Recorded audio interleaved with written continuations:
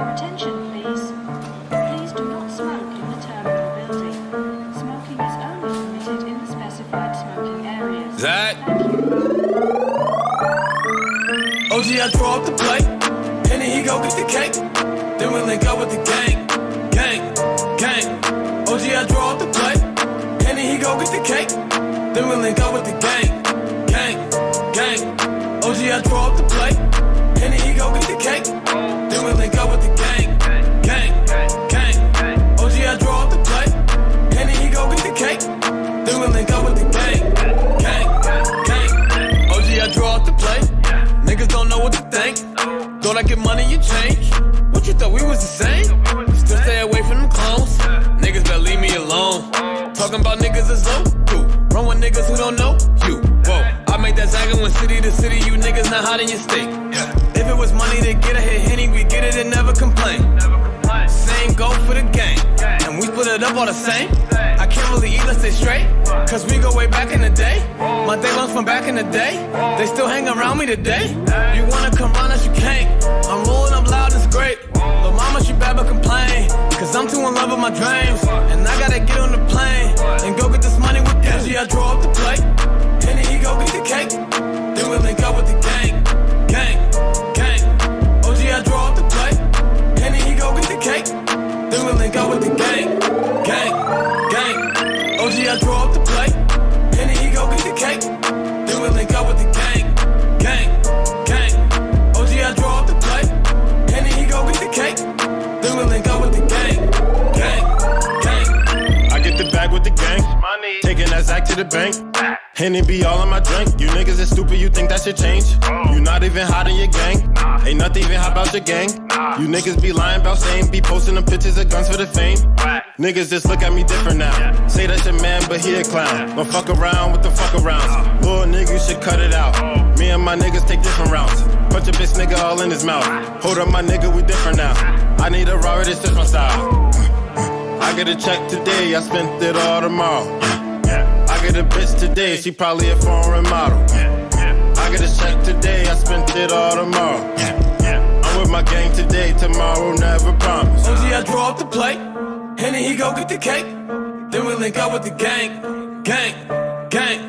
OG, I draw up the plate, and then he go get the cake. Then we link up with the gang. OG, I draw up the plate, and then he go get the cake. Then we link up with the gang. OG, I draw up the plate, and then he go get the cake. Then we link up with the gang.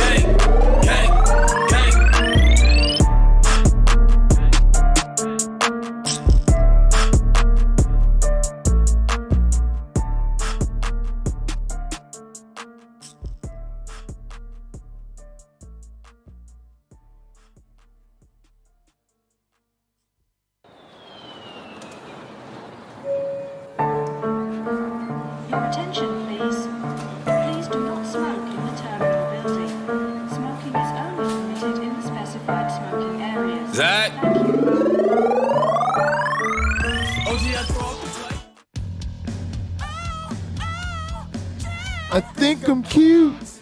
I know I'm sexy. I've got the look that drives the girls while I got the moves that really move them. I send chills up and down their spines. I'm just a sexy boy.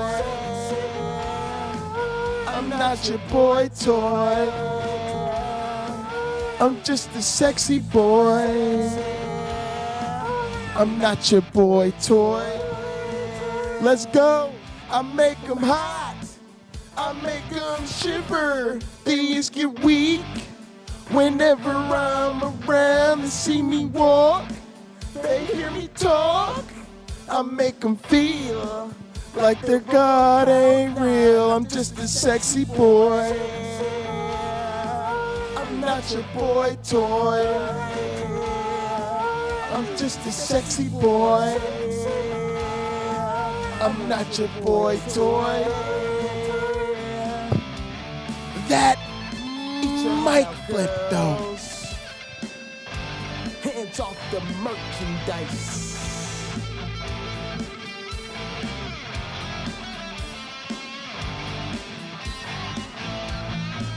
I'm just a sexy boy. I'm not your boy toy. I'm just a sexy boy. I'm not your boy toy. I'm just a sexy boy. I'm not your boy toy. I'm just a sexy boy. I'm not your boy toy. I'm just a sexy boy. I'm not your boy toy. I'm just a sexy boy. I'm not your boy toy.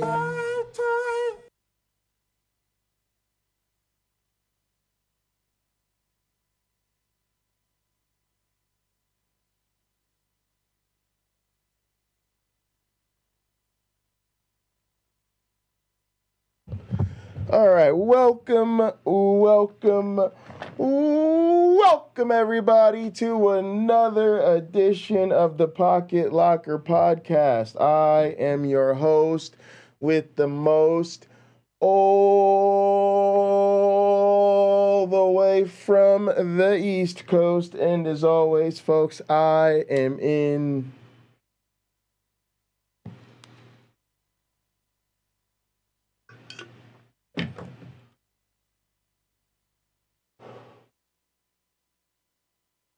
airplane mode. Folks, we have got a very interesting show lined up for you tonight. Let's go ahead and get to it. Please greet your neighbors. Say hi to your friends. It's time to catch a vibe. Please raise your glasses and hold on to your asses. Through him, with him, in the unity of the flying man. All glory and honor is yours who flied for our sins forever and ever. You may drink.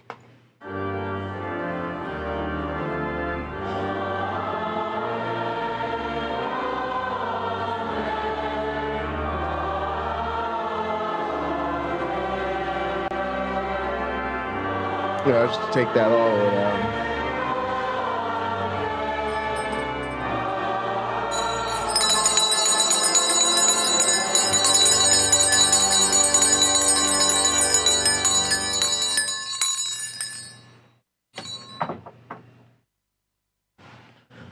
All right, and now for our communion song. Our first one comes to us from OG Roddy. It's called the I Love You Mix. Whoa.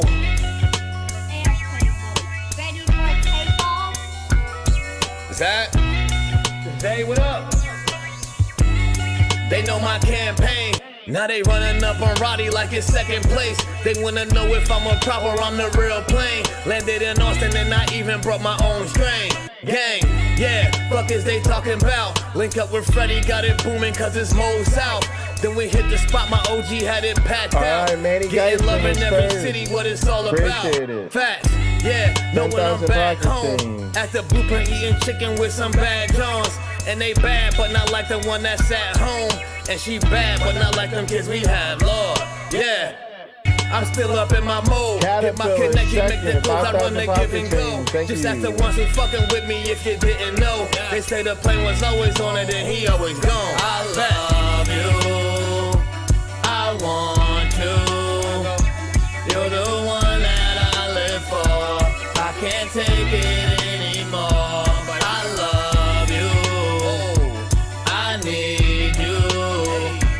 What can I do to make you see? You're the only one for me. I told Jay I'ma just Alright, stick you to see the love. code. He was me Third, rolling, told me how he 2500. been noticing growth. Told all my niggas down on Serato, let's get this dough. Figure of speech, I'm just saying my niggas gotta glow. Yeah, I thought I changed up, but in fact I just got better at the same stuff. Even when I was a minor, I was major.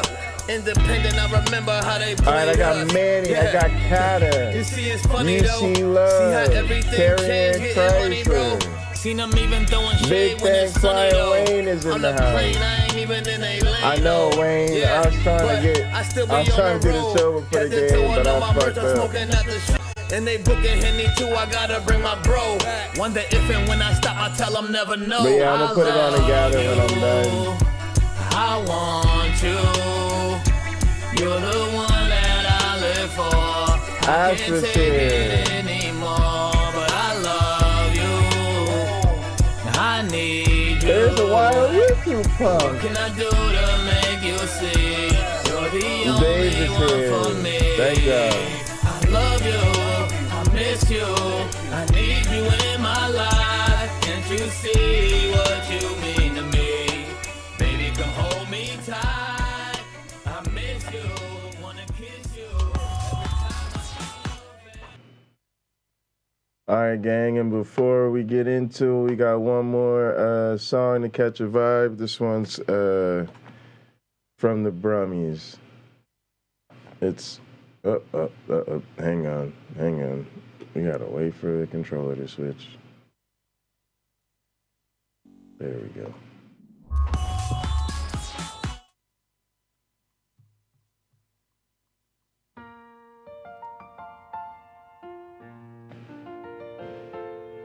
Making your way in the world today takes everything you got. Taking a break from all your worries sure would help a lot. Wouldn't you like to get away? Sometimes you wanna go where everybody knows your name, and they're always glad you came. You wanna be where you can see your troubles are all the same. You wanna be where everybody knows your name. You wanna go where people know people are all the same. You wanna go where everybody knows your name.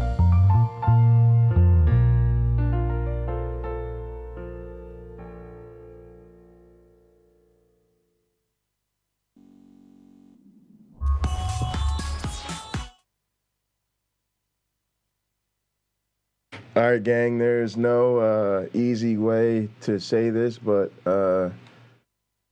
just jumping in off of sort of the bad news I heard from Uncle Bobby earlier, looked it up, and apparently Texas is moving forward with a ban on transgender athletes participating in collegiate sports as the gender of their choice.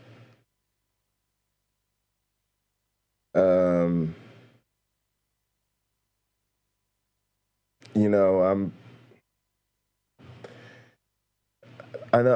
know a lot of y'all aren't sports fans, but as somebody that grew up playing sports, this news is devastating to me. This is officially, openly second-class citizen status for trans people.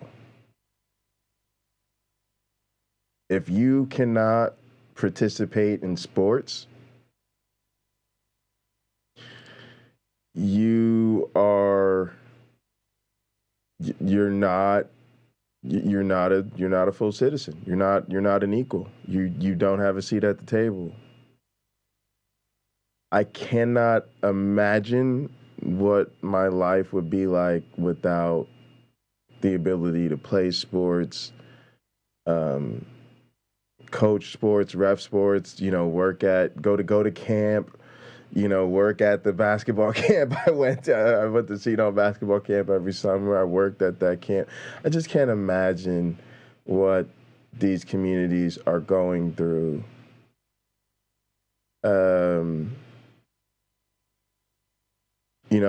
I try not to talk about this issue too much because people just get in here and think that they've got some kind of opinion, and it's an issue myself I haven't always been straight on. But this is just bad news. So we're gonna go ahead and get into it. But look, I think the truth is, for anybody that cares, the International Olympic Committee has already looked into this. They've already decided it needs to be settled on a case-by-case basis after it's been demonstrated that there's some type of problem.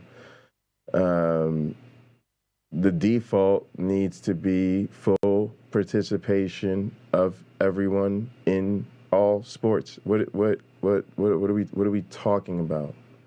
We literally have Title IX laws that require, like, if you don't have a girls' football team and you have a girl who wants to be on the football team, you have to let that girl play football. What are we fucking talking about here?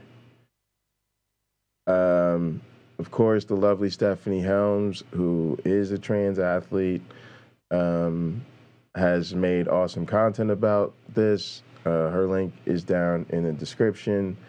Today, we're mostly just taking the time to take the time to acknowledge what is going on in Texas and offer some support to trans athletes. This is an L, y'all. A fucking L. There's a lot of things I want to say, but all of them sound like tripe, Democratic talking point bullshit. We're here with you. We're not going to turn our back on this issue. We're not going to go any... No, that's bullshit. This is a fucking L. And it hurts and it sucks and it blows and it's unacceptable. And I don't know. At this point, it feels like we just need to be here with our trans fam hurting alongside them, because I'm not really here to put a fucking nice bow on this. All right, let's hear about this fucked up ass situation. The Texas House passed Senate Bill 15, also called the Save Women's Sports Act. The bill requires college athletes. Stephanie, are you here? Can you hear me? Stephanie, I don't know. Stephanie wasn't gathered. Not sure. All right. Athletes in Texas to compete on teams that align with their sex at birth. Democrats fought to stop today's vote, but it ultimately passed 93-49. Democrats, including Houston area Representative Yolanda Jones, questioned the purpose of the bill. I'm a former NCAA champion a whole bunch of times. I've competed all around the country and all over the world. I've not once competed against a transgender woman. So I actually think this bill is regulating something that doesn't exist. Competing against males is simply unsafe. Not only do the physical advantages of a Get the fuck biological outta male here. create unfair competition, they also can and have put the safety of women at risk. The bill has already passed the Senate, but head no. back there now for final approval before going to the government. This is just trans erasure. This is erasing people from society. This is nothing else but bold-faced fucking bigotry. There's literally no excuse for this at all. And again, how are people still electing these motherfuckers? Senate Bill 15 would ban transgender athletes from joining college sports. Teresa Woodard joins us from our Dallas newsroom. Teresa, dramatic testimony from both sides tonight. Yeah, Cynthia, remember last session in 2021, Texas banned transgender athletes from competing in sports at the youth level. So junior high, high school. Tonight, a ban on transgender athletes in college sports is poised to become law. Doesn't like the Mr. Schaefer conversation. With a loud slam of the cannot gavel, believe a Republican this. reprimands a Republican. Late in every session, fatigue sets in and emotions come out. This is a bill that says you're not welcomed in this state. Senate Bill 15 forces athletes at public but not private universities to compete in sports based on their biological sex. Wow. We must act now or men will win men's sports and men will win the fuck out of women's sports. here. Republicans say it is urgent. Democrats say it is not, because they say there are no and never have been any transgender athletes competing at Texas colleges. I can't remember all the places I've been representing this great country and the University of Houston, and never, ever competed against a transgender woman.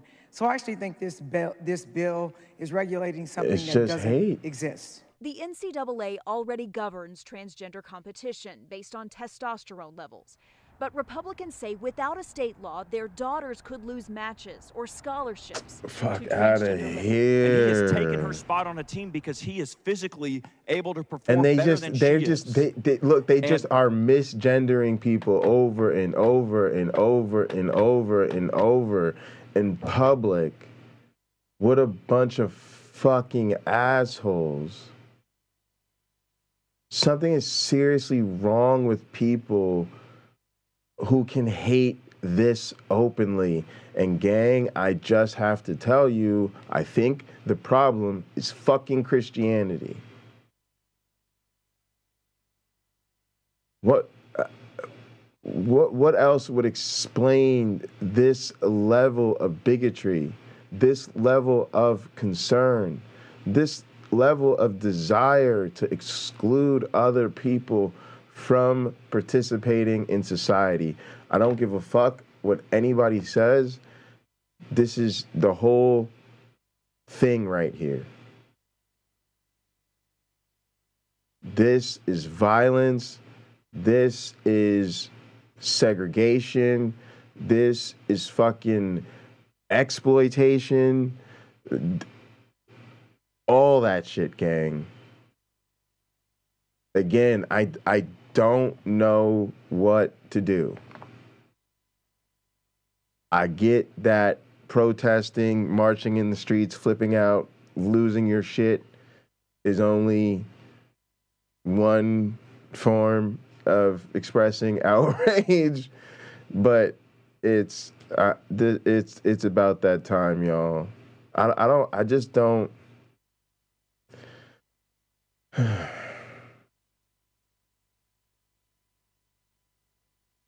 When you are involved in sports, that is your life.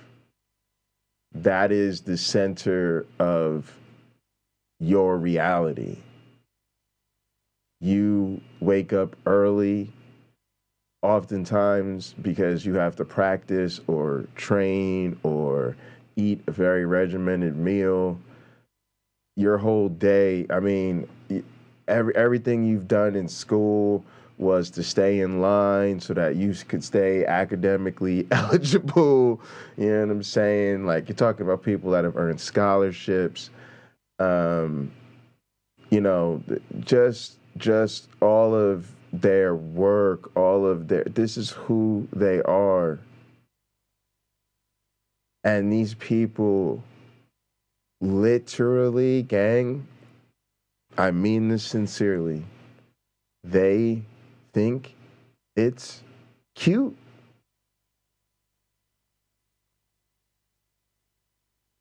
They think it's cute.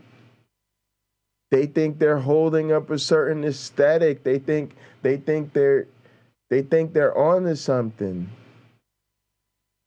They're literally doing this to make themselves look good.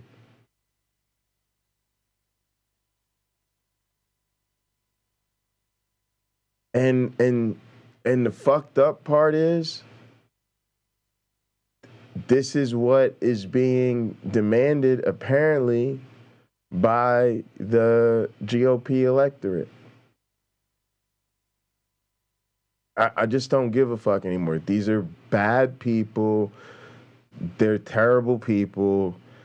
They're insincere people. And Christianity is at the heart of it. And this is bullshit. They're just bigots. They're just hateful bigots. I don't know. Oh, God. But he is still a biological male, and she's a biological female, and she has lost her spot on the team to him. What do I tell her? How is that fair? Democrats tried what is not biological about trans? They failed. It's a stupid thing to say. We try to advance more and more bills on discrimination, all the while our children Do people and our realize? families Do people continue. realize there's nothing? We're all. Do you not? What can people just stop saying that? Just stop with that. Stop. Just stop. Just stop. This has nothing to do with biology. This has to do with bigotry. This has to do with hatred. It has to do with trans erasure. It has to do with a literal war on our own citizens, a war on our own fucking families. That's what this is. This is looking our own family, friends, brothers, sisters, cousins, sisters, nieces, uncles, all that shit in the face and telling them, sorry, you can't participate.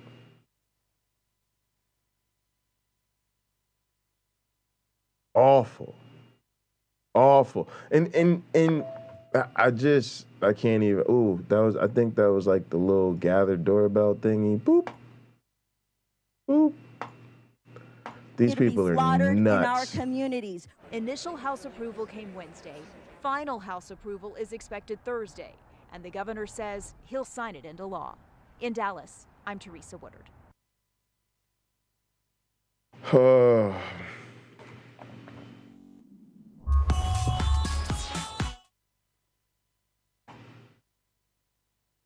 Yeah. State of Texas, you can go fuck yourself. Like, there's just...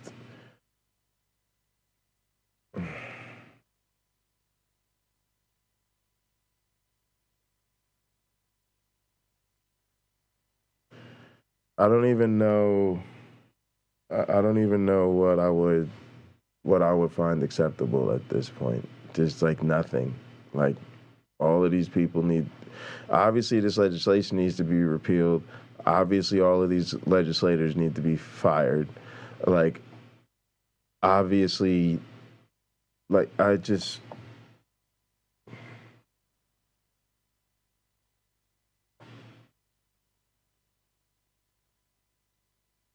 it's the people, y'all. It's the people. It's the people. It's the people. It's the fucking people. It is too fucking easy to blame this on right-wing fucktard GOP legislators. Don't get me wrong, they are responsible. Toss them over a bridge. I might feel bad about it, but I'll think about it later. Exactly, right? Well, why don't we show them what erasure looks like? Whoop, off the bridge. Oh, Jay, I think that was a bit too much. Oh, was it? Whoop, too late now. Like, but seriously, y'all, it's the people. People voted for these people. And you know good and goddamn well they voted for them over perfectly sane, reasonable, normal, adult human beings as alternatives. Simply because they were wearing the wrong fucking team jersey. They had a D. I can't vote for one of those D's. Nah, I need me one of them anti-woke fucking radical Republican fucktards who literally wants to turn this fucking country into a goddamn theocracy.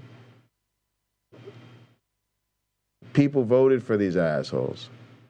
And then they look up, they get in their fucking speeches and their fucking 15 minutes of fame, and the first thing out of their fucking mouth is, we're gonna end trans, we're gonna end the trans ideology, we're gonna end the trans agenda. And just like Trump with them fucked up ass, conservative ass, anti-abortion judges, they deliver on nothing other than the most fucking hateful parts of their goddamn agenda. And then they turn around and look at other people and had a fucking audacity to talk about identity politics.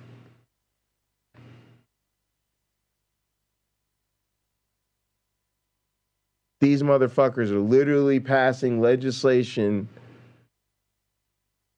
that, man, They're actually passing legislation that literally prohibits people from participation in society based solely on their identity. What we're not living in the same reality.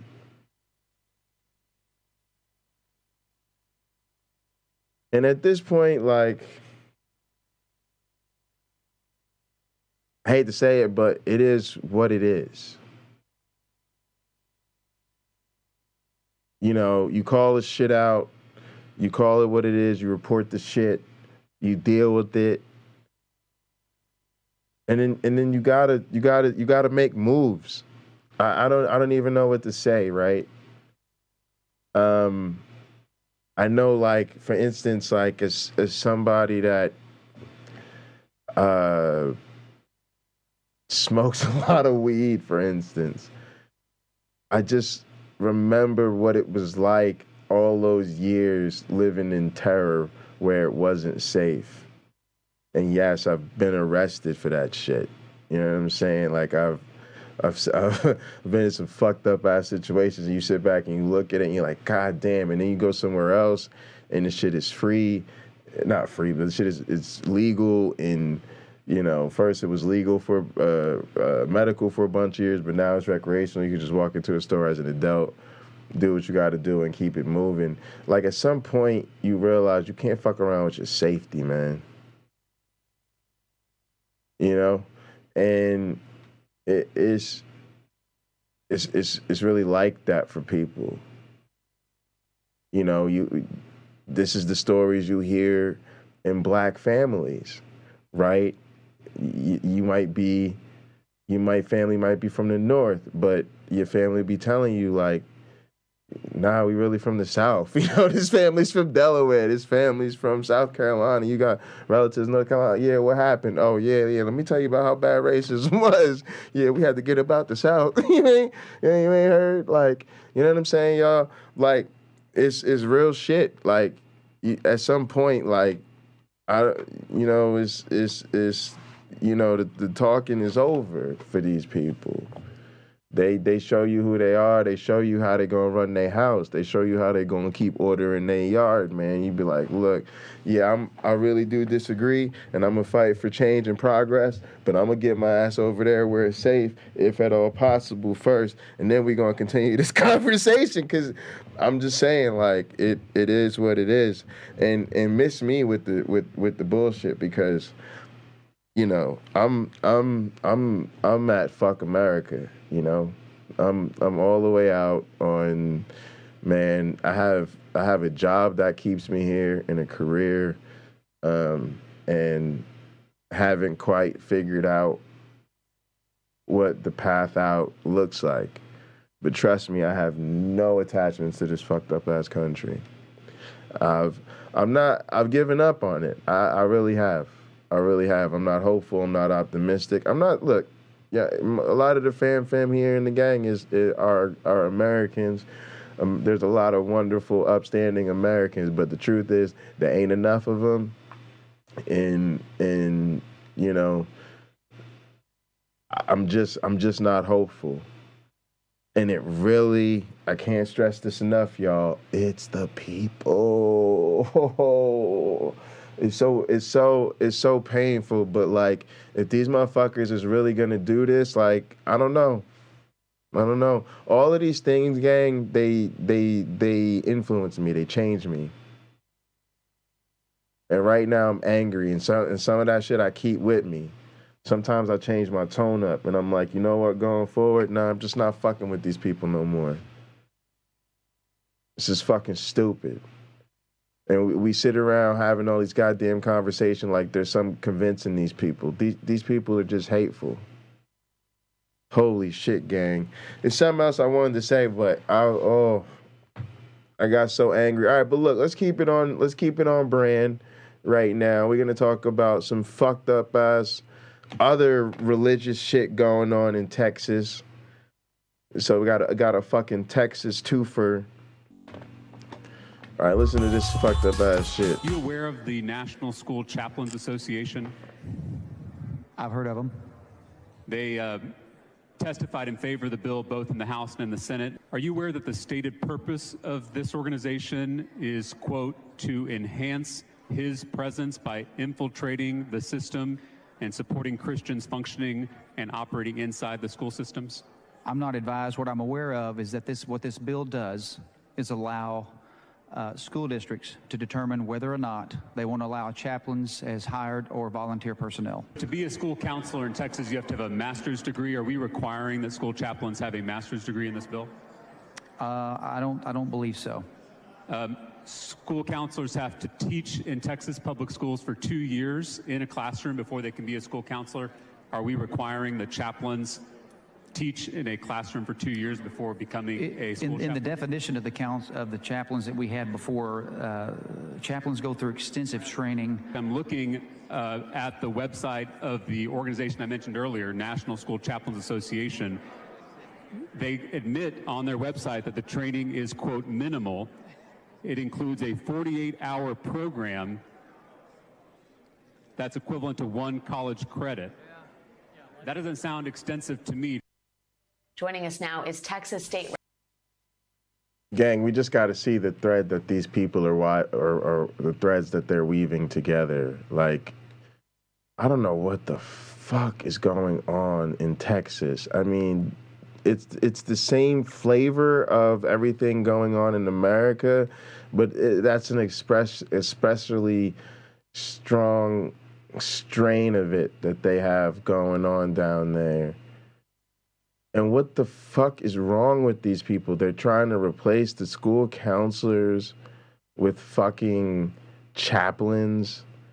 Then they're trying to fucking prevent trans people from participating in sports. You already know they're trying to fucking get rid of all them CRT books from kindergarten on. There's no way they're letting kids learn the woke ass history of white guilt, okay? That's not happening. I mean, you know, with all this other shit they done passed, they're gonna be praying in the schools now. That's a thing. Teachers allowed to pray in the school, and the coaches allowed to pray in the school, and you know, hey, shit, why not go for that equal time, you know? Texas, you're really going at it. Why not go for equal time between creationism and evolution in the classroom? I mean, whatever, right? Then they're loosening gun laws, so you know, it's just a lot of y'all in Texas need to think about leaving Texas. I'm saying no. I don't love where I'm at either, but that's a lot to fix, man. That's an uphill battle. James Talarico, who you just saw in those clips. Also joining me is Michelle Goldberg, opinion columnist for the New York Times and author of Kingdom Coming, evil. The Rise of Christian Nationalism. Thank you both for joining me tonight. Representative Talarico, first of all, I think a lot of people in Texas are probably very thankful for the line of questioning and the oratory that you've given on the subject of a lot of these bills. How do your Republican counterparts in the State House manage this line of criticism, that this is nothing more than a blatant attempt to install white Christian nationalism in the public school system? Well, first, thanks for having me, Alex, and thank you for covering this really important topic. You know, I sometimes have Republican colleagues who approach me in private after these exchanges on the House floor or in committee and thank me for my questioning. You know, we still got common sense Republicans here in our state who, you know, are being dragged to the right by MAGA Republicans, by He did a good job with that line of in questioning. their primaries. And so there are some who are thankful that representatives like me are speaking out against these efforts, but we have to have folks in the Republican Party speak out as well. Otherwise, we're going to have Christian nationalists infiltrating our schools and indoctrinating our children. Is there any sense of contrition or apology or indoctrinate children sheepishness about the fact that this is so blatantly an attempt to basically indoctrinate children and it's effectively religious doctrination? Is there any attempt to hide that? No, the extreme Republicans who are pushing these different measures are pretty shameless in their objectives, which are to indoctrinate our kids. You know, Governor Abbott here in our state This is saying awesome. that schools are for education, not indoctrination. And what I can't figure out is why having a rainbow in your classroom is considered indoctrination, and having the 10 Commandments in your classroom is not. You know, this legislative session has been all about parental rights, and they've used that to discriminate against gay kids. They've used it to defund our schools with voucher scams.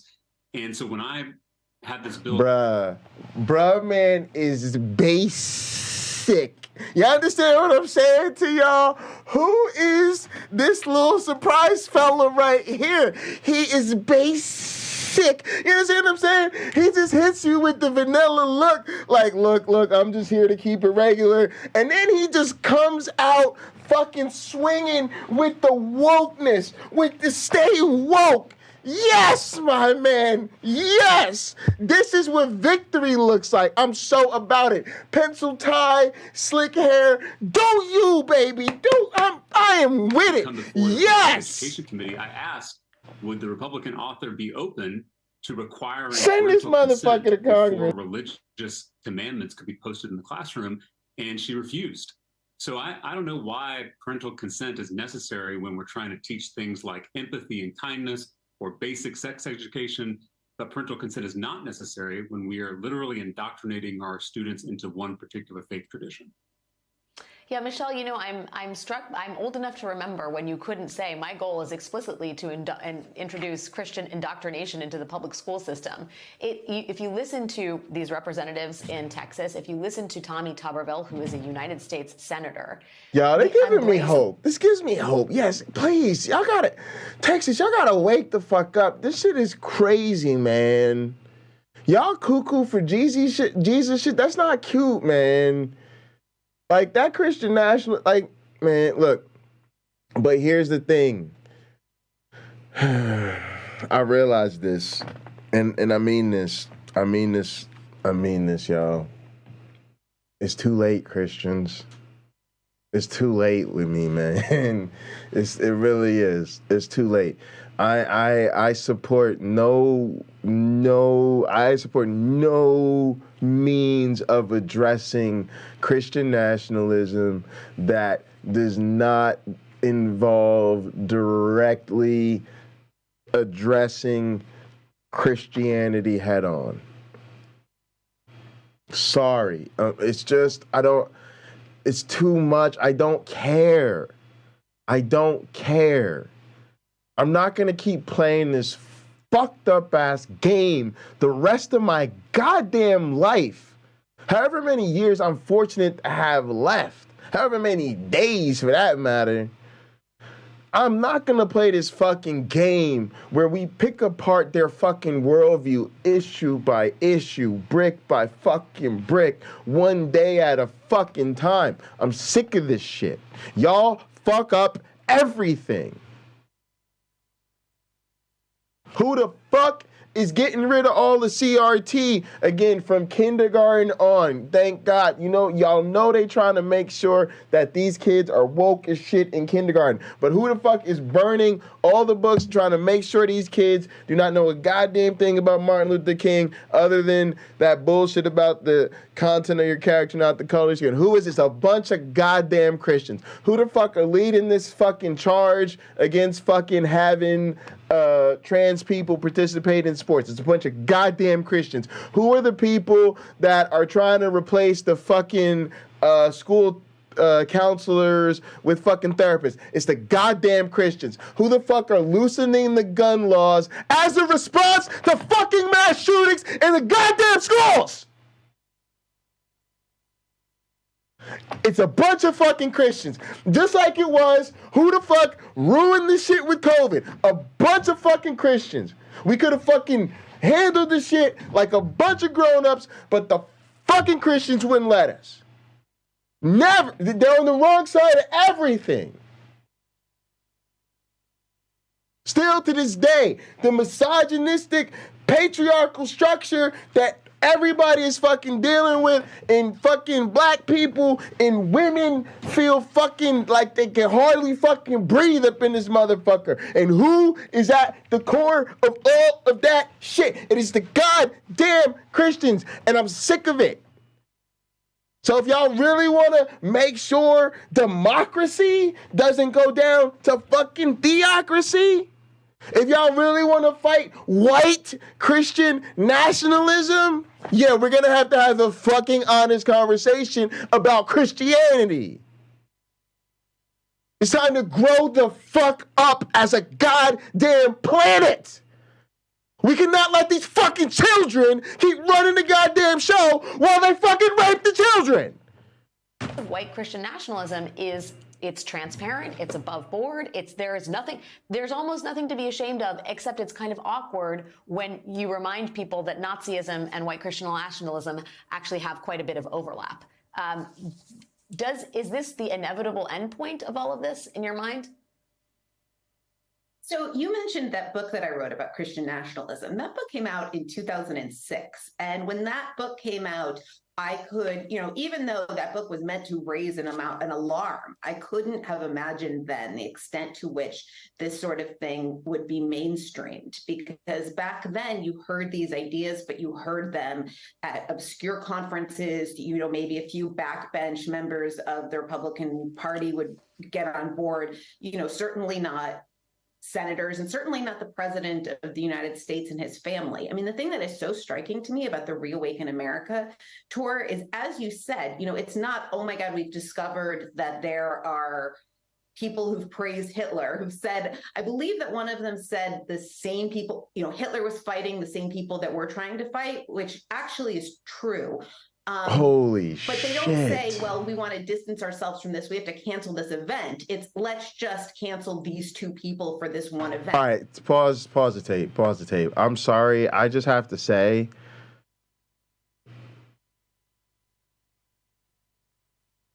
these people are not that stupid.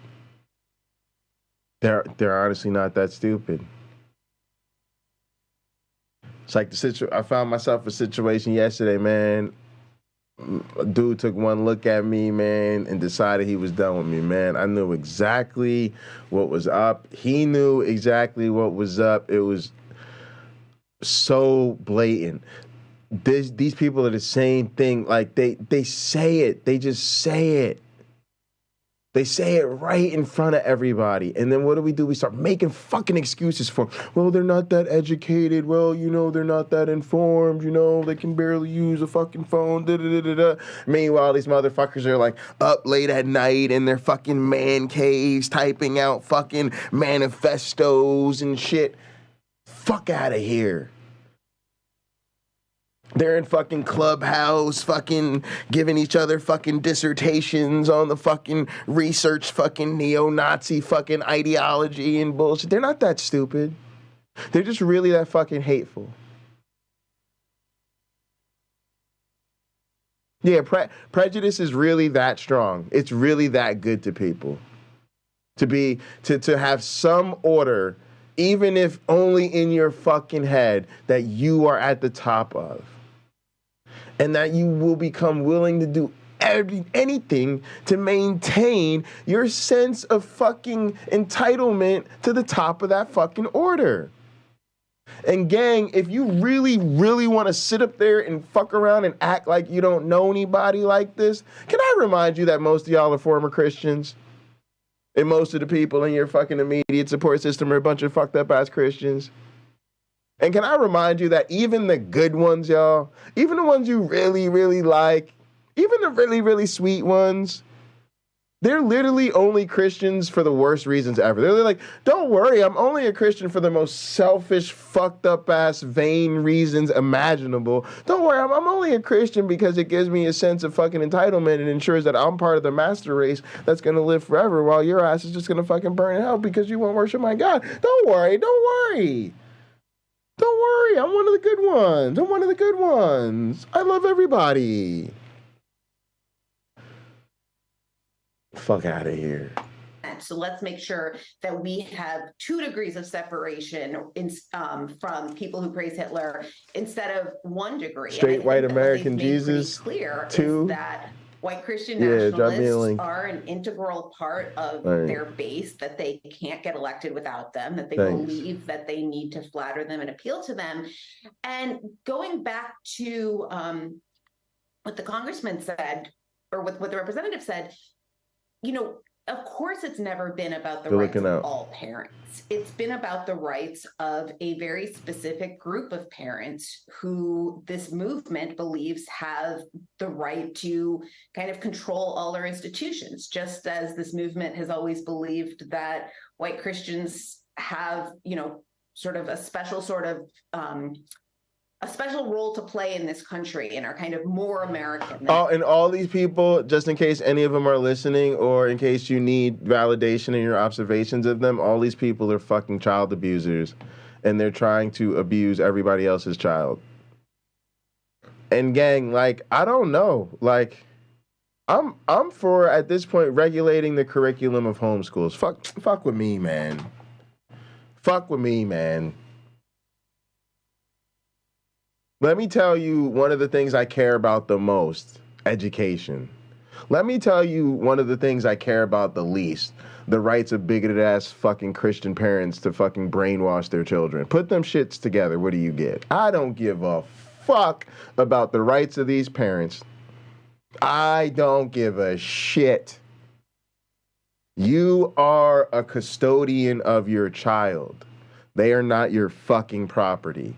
And if you do not know how to maintain your custodial relationship in such a way that you can develop that child towards their own safety, flourishing, and all of that shit, then fuck you, and they should be provided with a better alternative if we can provide one. And if you want to just keep them at home trapped with you to make sure that they don't learn anything, yeah, I know the adoption system and foster care, all that's pretty rough, but I think we can do better than your fucking narrow ass. I'm not with it, y'all. I'm with. What are you teaching these kids? Okay, yeah, we're gonna have to review that. Yeah, we're gonna have to see that. Not that they're not going to lie about it. Representative, because Christians are fucking liars. I understand that there's an ideology that lays at the foundation of people all of this. Who will die for Jesus will lie for Jesus. Political reality, and I'm wondering if you can weigh in on this. The Washington Post reports that Republicans have a lock on power, but the state continues inexorably moving away from them culturally and demographically. This is the state of Texas. I think this is the death rattle of a dying worldview. That's a quote from you. In some ways, the far right is like a wounded animal here in Texas. They know Texas is becoming increasingly diverse. It's becoming younger, and the new Texas is not going to stand for these extreme policies. Can you elaborate on that a little bit more? And do you really, I think a lot of us have been waiting for that moment when Texas does. There's always every 4 years, Texas is turning blue, Texas is turning blue. It hasn't happened yet. And do you think the groundswell of progressive support to push back on these policies will amass in time to actually stop them? Because Republicans have had a frightening amount of success with actually instituting these policies. Well, as an 8th generation Texan, I am begging you and other folks watching across the country not to give up on our great state. Mitt Romney beat President Obama here by double digits in 2012. I'm just going to have to say this right up front, early and often. Texas, if you do not show an absolute immediate reformation of the way you treat the trans fam, people should absolutely give up on the state of Texas.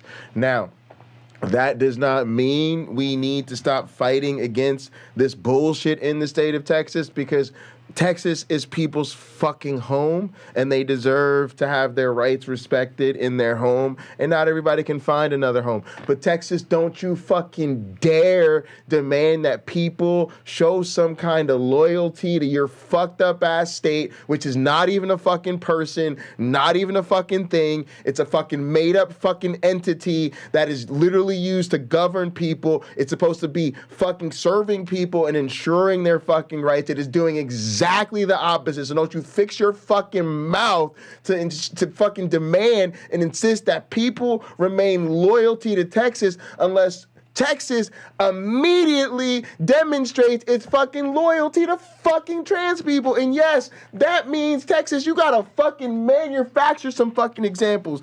If you had a situation before where you looked around that bitch and you were like, hold up, there were no trans people participating in college sports in the state of Texas. And then we passed a law banning people from participation in college sports in the state of Texas. And then we removed that law, and then we look around and there's still no fucking trans people. No, I'm not hearing that shit. Yeah, I want to see trans people dunking on motherfuckers. I need to see trans people doing track at UT. Okay, I need to see trans people all throughout the marching band, on the volleyball squad, on the cheerleading. Texas, you need to go out of your way to go to other states. You need to hit up New York, California, fucking wherever you can go find some fucking trans athletes. You need to go and then recruit them into the state of Texas. And then I need to hear them on 60 Minutes, 2020, all of that shit, talking about how wonderful it is, fucking all that. I need to hear all about their experience, how much they're loving it, how well they're treated. What the fuck out of here? You need to get your fucking shit together. But President Trump only won this state by 5 points in 2020. And so our state is moving in the right direction, and we need more help, more support to ensure that we have a Texas that's worthy of the next generation. You know, I just want to say I'm a Christian myself. My granddad was a Baptist preacher in South Texas. I still attend the same church where I was baptized when I was 4 years old. These bills are not only unconstitutional, they're not only un-American, they're also deeply un-Christian. You know, Christian nationalism is an oxymoron. When Jesus was tempted by the devil out in the wilderness, one of the things the devil offered was political power. He offered all the kingdoms in the world, and Jesus rejected it. This is a religion of universal love and inclusion, and these bills are the exact opposite of that. They are arrogant, they are exclusionary. Again, brother, I'm just, listen. If your Jesus makes you anti Christian nationalism, then cool. Your Jesus is fucking better than the alternative. But really, you're gonna have a hard time, Christians. How about we all just do government according to secular values, and then y'all sort this out amongst yourselves over there? You know, that would be highly preferable. But brother, there's this passage that I'm just, and again, I hate the Bible. I cannot express enough how much I hate the Bible, how much I think reading it is torture. And the only thing that sounds remotely acceptable about the concept of a biblical scholar is that at least those people who are reading the Bible get paid to do so. Because, oh my God, you want to talk about a fucking torturous way to spend your time. But I do remember this passage, and it said, go forth and make disciples of nations. So yeah, without even pulling the Bible off the shelf, you're gonna have a really hard time convincing other Christians that they shouldn't be trying to Christianify America. But again, how about we just hold hands and do this thing called government according to completely secular values, and then you guys sort this out amongst your scary ass selves all the way the fuck over there. And so I think it's incumbent upon Christians to speak out against people who are trying to pervert our faith in the name of Christ. Yeah, I think that point is so well taken. Just because you're a Christian doesn't mean you have to embrace Christian nationalism, in the same way that just because you're a patriot doesn't mean you have to embrace jingoism. Representative Tallarico, do you sense is there any sense of irony or hypocrisy that is felt on the part of these Republicans in your state, that the titular head of their party is the least Christian person we've probably had in the Oval Office? I mean, is there ever any explanation for that, given the zealotry with which they approach the tenets of the so-called Christian ideology? I think I remember former President Trump being asked to name his favorite Bible verse, and Christianity's fake.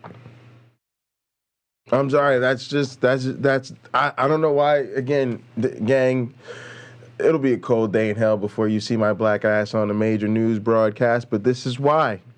Because I'll be like, look, I'm going to draw the connection right now. All that Jesus shit is fake and Trump is fake. Therefore, they're used to this. This is their MO. This is how they get down. What seems to be the problem? And he answered all of it. So, yeah, it doesn't seem like that irony has sunk in. But, just in the past week here in Texas, we've experienced yet another deadly mass shooting where children were exactly, killed. Roar. This is not even a year since the massacre in Uvalde, Texas. The Republican Party here in our state during this legislative session has talked a big game about protecting children. They're banning books in the name of protecting children. They are discriminating against LGBTQ people in the name of protecting children, banning drag queens in the name of protecting children. And yet... All right, and I gotta say, my guy, listen, again, to all the woke Christians out there, please stay woke. And again, please, when you're having your conversation over there, I really am rooting for your woke-ass Jesus. I truly, truly am. But like you said, bro, they're banning books. They're erasing history. They're doing all this shit against the trans community. When are you going to look around and say, maybe this is not the best group to continue to be a part of? At some point, it's like, I noticed it wasn't a deal breaker for you. They won't lift a finger to address the number one cause of death for children in the United States, which is gun violence. So the hypocrisy runs deep in the Republican Party here in our state. And it's going to take all of us to call it out, to expose it, and ultimately to beat them at the ballot box. Texas State Representative James Tallarico and the always wonderful Michelle Goldberg, thank you both for your time and thoughts tonight. Really appreciate it. All right, gang, it is time to get into the main event of the evening.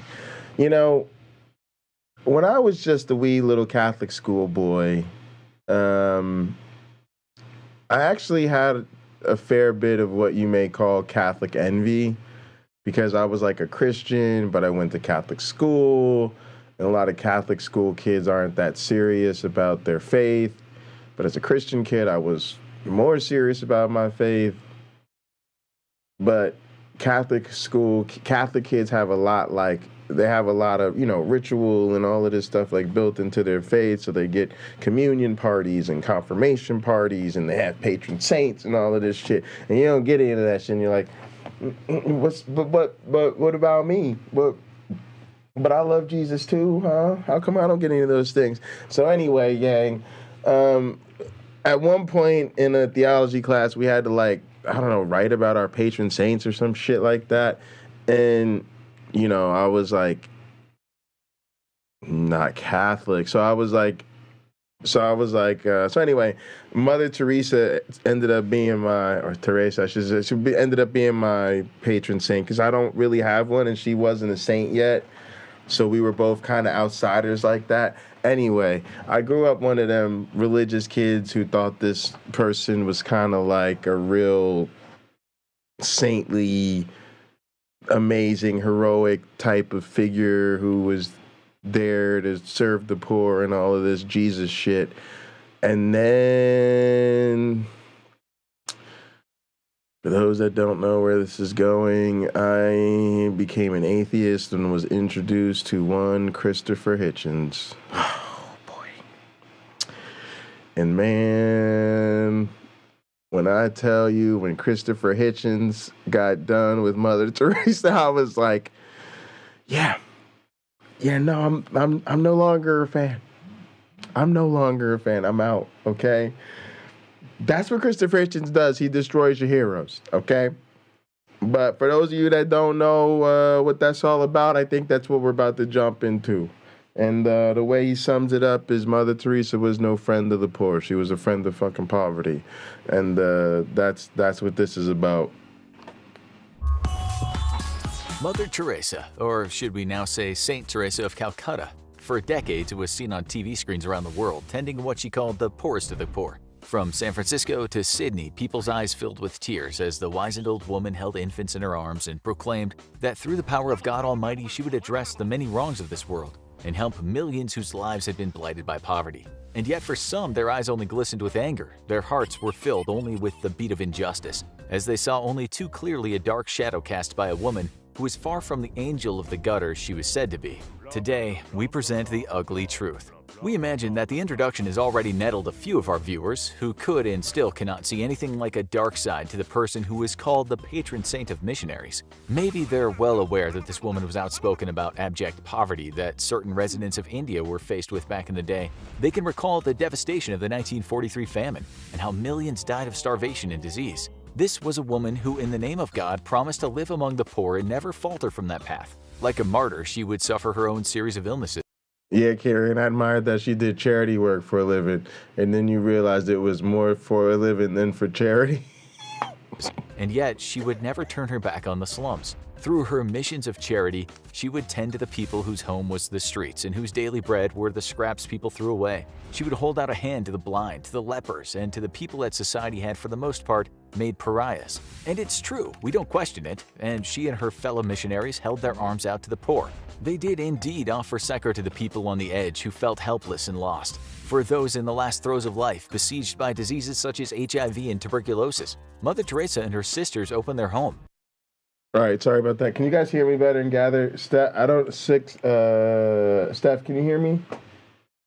For those at the start of life but without parents to care for them, she built much-needed orphanages. In her own words, Mother Teresa said with her unlimited love, she would make it her life's work to protect the hungry, the naked, the homeless, the crippled, the blind, the lepers, all those people who feel unwanted, unloved, uncared for throughout society, people that have become a burden to the society and are shunned by everyone. Maybe some of you are now thinking, infographic show. You're sure walking on thin ice if you're going to start throwing digs at the paragon of human virtue. We're not even done. Teresa and her sisters, with the help of funding on tap, opened hospices and orphanages and more all over the world. By the time she was done, her missionaries of charity consisted of 4,000 sisters and 300 brothers doing good at 610 missionaries that covered much of the globe. They were helped by over 1 million workers who did anything from giving hope to orphans to handing out free soup to the homeless. So really, why should such an apogee of humanity have to take any flack? Let us now transform into the devil's advocate. As all you viewers will know, nothing in this life is cut and dried. Every story has countless other narratives running through the main narrative. Steph, after we do this, I'm hoping to talk to you about Texas. Told when we're children, there are always two sides to every story. One of the first people to start talking about chinks in Mother Teresa's gilded armor was the critic Christopher Hitchens. In fact, while she was still alive, he co-wrote and hosted a documentary called Hell's Angel. Soon after that, he wrote a book, The Missionary Position, Mother Teresa in Theory and Practice. This man certainly had a bee in his bonnet when it came to the Lady of Light. The overarching critique is that Mother Teresa and her sisters received millions upon millions of dollars to do God's work and didn't do a very good job. It's important to say God's work and not just volunteer work. In fact, many people criticized her charities, saying that even with untold millions, they were run by people who could not provide adequate care. Pain relief was seldom given to anyone, and professional medical personnel were not often seen in the thrum of volunteers who didn't really know what they were doing. Still, for the public in the West who watched her on TV, they only saw a saint. For those who donated money, it was like doing good in the eyes of God. That can Yeah, all right. This is a problem. So one, the diversion of resources, right? This is all could have gone to other people, but I just want to say this is a bigger problem in sort of the social construction of how Christianity is treated, where there's this sort of glorification of missionaries and volunteering and all of this type of thing, when in reality, this is so often the case. I mean, even in things like I've done, like with like tutoring programs or after school programs and stuff like that, right? There's a big difference between, like, I ran a tutoring program where you have to like hire actual teachers, right? But sometimes with the church, like you don't, and you can just have far less qualified people doing things. And so I just think that that's part of the lack of critical thinking in our society. We're so happy for a feel-good story that's kind of what people want to do. They want to throw $10 at something, makes them feel good,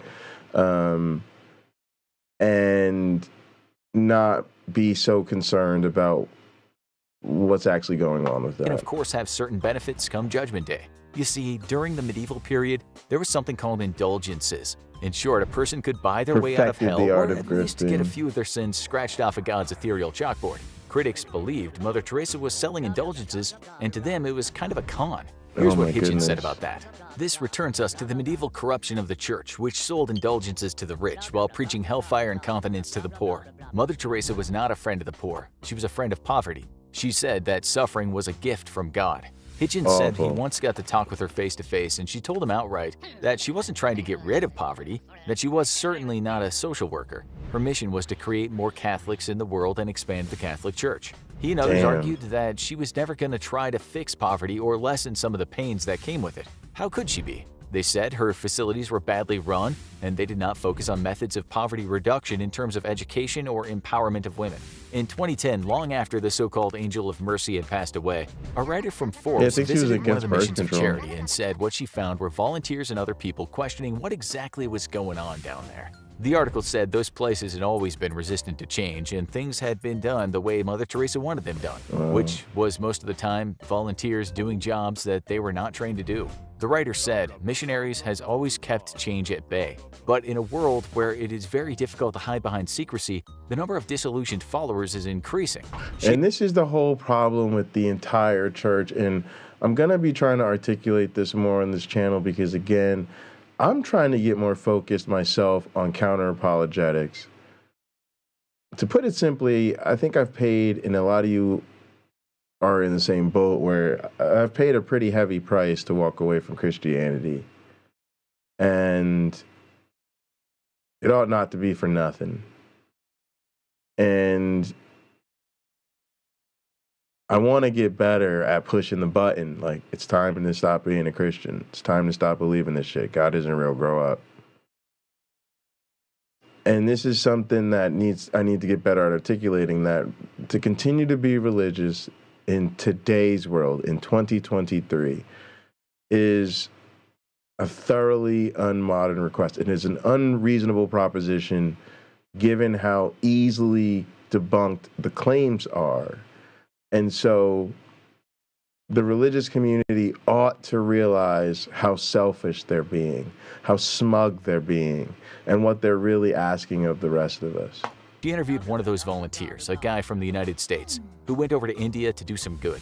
It should be mentioned here that the volunteers don't get any say in the running of the places, nor do they have any idea about all the money coming in and where it goes. This particular volunteer expressed surprise at what he first discovered over the first few days. In his own words, he said, "I was shocked to see negligence. Needles were washed in cold water and reused, and expired medicines were given to the inmates. There were people who had a chance to live if given proper care." Wow. So again, people have asked about how so much cash can do so little. But that volunteer said in no time at all he witnessed someone needlessly dying. He said another volunteer without any medical training had tried to feed a paralyzed person, but he did it wrong and that person died. He said he also saw someone having a toe amputated and not being given any kind of anesthetic.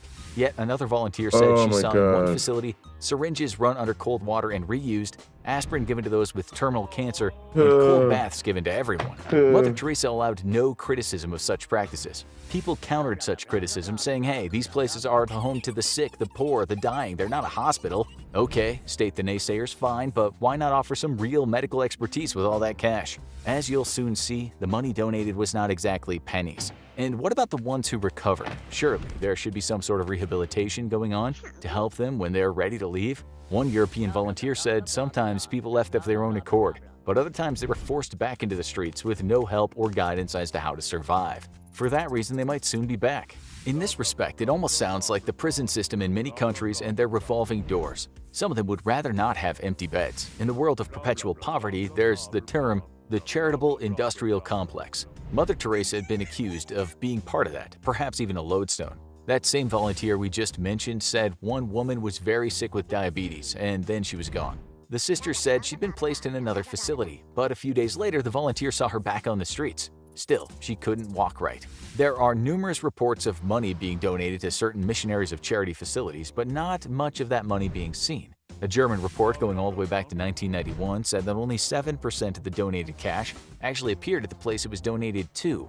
Okay, so where is that missing money? No one knows, but Forbes points out that it's controlled by the Vatican now that Mother Teresa is resting in peace. One of the people who should know as well as anyone about what Mother Teresa did was Dr. Arup Chatterjee. He grew up in Calcutta, and while studying to be a doctor was one of the few voices shouting about the terrible state of the poor. He did this shouting from the slums. He later went over to the UK, where he said he was shocked by the British adulation of Mother Teresa. She was indeed portrayed as a saint, although when he was campaigning in the slums back in India, he said he never saw any of the sisters. He later wrote about what he called a cult of suffering, and spent much of his time trying to understand how, if at all, Mother Teresa and her gang of sisterly angels were helping the poor. He spoke with many people who worked closely with the sisters, which concluded with him writing a book, Mother Teresa, The Final Verdict. Maybe some people don't trust his verdict, but he was arguably in a very good position to deliver one. In an interview, he said, "I spent months in libraries in London. I also traveled the world researching it. I followed slum dwellers, beggars, destitute children with a video camera. I interviewed hundreds of people. I stood with a video camera outside Teresa's home for hours." And his verdict was, Mother Teresa, or the idea of her great, brilliant, immutable goddess, was bogus. He talked about the sorry state of the facilities he visited, the lack of hygiene, the needless deaths, and of course the baptisms that were given to people on their deathbeds without their consent. Even worse, he said when Mother Teresa claimed her Nobel Peace Prize, she was quick to state how she'd saved the lives of tens of thousands of people in India. Well, after Chatterjee did his research, he said you could possibly give her the number 700, which isn't a lot, considering the many millions of dollars she received. His research also found that in Calcutta, the Missionaries of Charity was giving very little help in terms of food and water compared to most other charities. In some countries, help was hardly given at all, and conversion to Christianity was what was really going on. But the media loved her, of course. Many of you were likely not alive when she was, but rest assured she was hardly ever off the TV. Politicians could get brownie points for shaking her hand, while fraudsters, dictators, and other very bad people were only too happy to appear on with her before the flashing cameras. Speaking of politicians, Bill Clinton made her an honorary citizen of the US because she showed how we can make real our dreams for a just and good society. Everyone wanted a piece of her. It was as if she had received a television canonization, which Chatterjee ascribes mostly to the US media. This was happening, he says, while the most vulnerable people in India were still not getting the help they needed. The New York Times caught up with him fairly recently, and for the most part he said what we have already told you. Minus the blanket stained with feces washed in the same sink used to clean dishes. Jesus. He said at least nowadays the Missionaries of Charity do have medical professionals that come in, and when things are bad for people, they're taken to a hospital. Back in the day, he said he struggled to explain the myth of her to the people of Calcutta. They weren't interested when he expressed that the miracles people claimed she performed were perhaps not miracles at all. He wasn't exactly popular for his opinions. Mother Teresa was finally made a saint in 2016 for allegedly healing a man with a brain tumor. Thousands upon thousands of people around the world wept tears of joy. Chatterjee's contention that this was more hocus pocus and fell on many deaf ears in the West. He concluded his chat with the Times saying, "They don't care about whether a third world city's dignity or prestige has been hampered by an Albanian nun. So obviously they may be interested in the lies and the charlatans and the fraud that's going on, but the whole story they're not interested in." On top of all this, she was known to move with some very sketchy people, including neo-fascists in Italy and a dictatorship in Argentina whose members were later convicted of genocide and other crimes against humanity. Her friend in Haiti, Jean-Claude Duvalier, was accused of torture and genocide. She received millions from fraudster Charles Keating and flew on his private jet. In the US, this humble, modest woman only got the best medical treatment that wealthy people can buy. Support was never a bad thing for her, of course. One investigation found that the Vatican Bank, aka the Institute for the Works of Religion, had one mammoth account in her name. It said that the account was worth billions, and had she one day just decided to make equally mammoth withdrawals, the bank would have been on its knees. If that's not enough to suspend us on this thin ice we're skating on, she was also called a racist. Well, actually a white savior type of racist who pitied a people that could not save themselves and needed her as a benefactor in chief. She was of course clapped on by giddy white people who thought their clapping helped those poor brown people, while not thinking too much about the details and genesis of widespread abject poverty. As for the Western media with its decades-long grandstanding of Mother Teresa, it too say the critics played a part in a kind of white colonialism. After her death, even NPR gave credence to her performance of a real-life bona fide miracle, writing, "Hardcore rationalists would not be likely to see such cases as evidence of a miracle, even while acknowledging they have no alternative explanation." Wow. As was soon pointed out, you don't have to be a hardcore rationalist to believe nuns don't make terminal brain abscesses disappear with a flick of a wrist. But this was all part of the myth, and it seemed almost everyone was in on it. Can you blame Mother Teresa for that? Well, in her Yes. private diaries, she wrote about her doubts and emptiness and darkness. But that never stopped her forcing a ticket to heaven on people or demanding women should not have the right to make choices about their own bodies. We'll leave you with a question someone once asked her. They asked if poor people should have to endure their suffering. Her response was, "I think it's very beautiful for the poor to accept their lot, to share it with the Passion of Christ. I think the world is being much helped by the suffering of the poor people." Now, you need to watch The Exorcism of Saint Mother Teresa. Holy crap. What an absolute disaster. Yikes. All right, Steph, are you still here? Oh, she's on the show. All right, we might not be the best time for Steph because she's on the show with Neil. All right, gang. I wanted to just briefly, end with a reflection where we started, which is the Texas laws.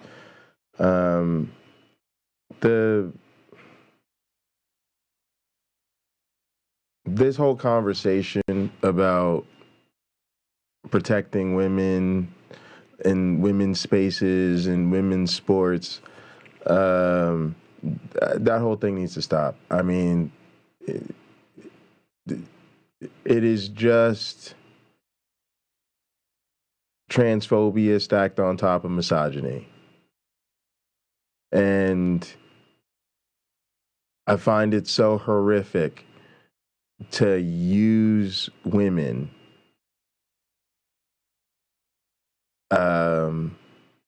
to hate on trans people.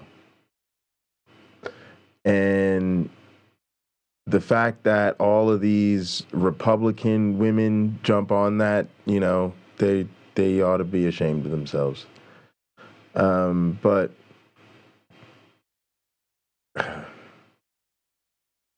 I just, maybe let's all spend some time tonight thinking about this and how do you support trans people in times like this? Because I think they're just testing the waters. I think there's more of this coming. I think there's the potential. There's so many more of these laws. There's so many different areas. This is a real mess. But yeah, Texas can go fuck itself. And man, let me just say this, man, to the trans fam, if anybody's hurting, wants to reach out, we're here for you. We love you. We're definitely in this together, and I could tell you from the Black experience, this is the state of play, and we've always had to maintain the fights for our place in the world.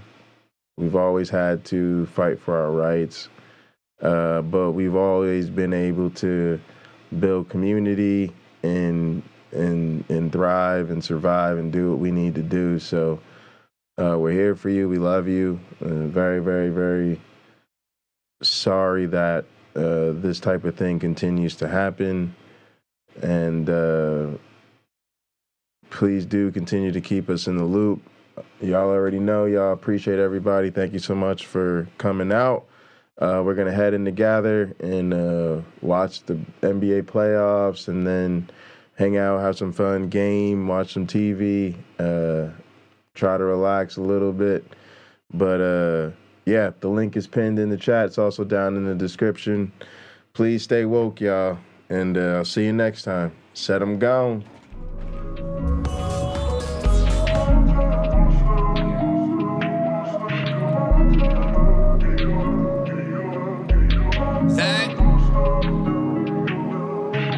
Why she wanna leave me alone? Saying all I do is wrong. No rights only been left turns.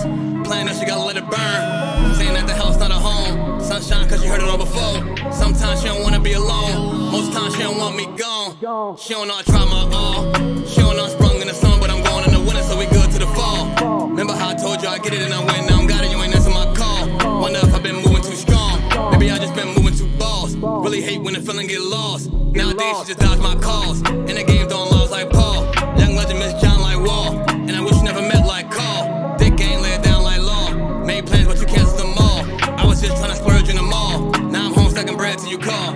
It's time to roll. She tryna slide. We smoking Zah. Stop acting shy.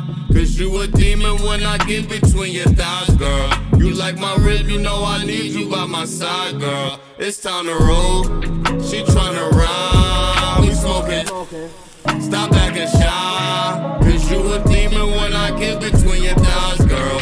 You like my rib, you know I need you by my side, girl. We smoking that side. I'm trying to get high. She said that she not ready